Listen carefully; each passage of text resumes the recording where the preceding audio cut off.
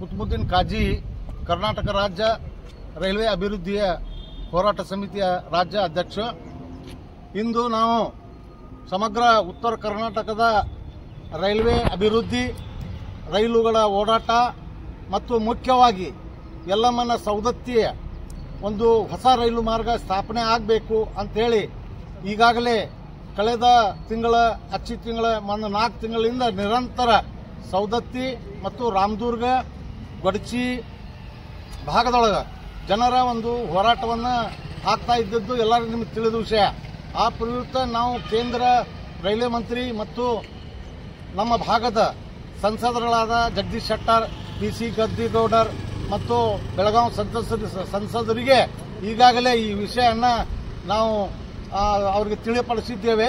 ಅದರಂತೆ ಮಾನ್ಯ general manager ಇವತ್ತು ಹುಬ್ಬಳ್ಳಿ ನಗರದಲ್ಲಿ ಅವರು ನಮ್ಗೆ ಭೇಟಿಯಾಗಕ ಸಮಯ ಅವಕಾಶವನ್ನು ಕೊಟ್ಟಾರೆ.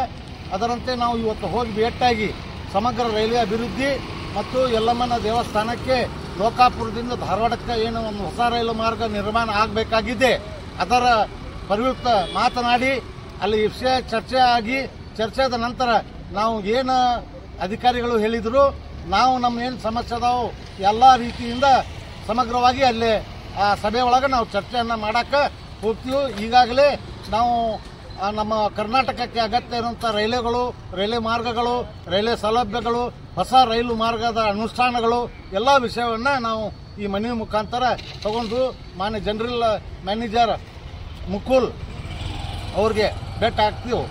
ನಮಸ್ಕಾರ.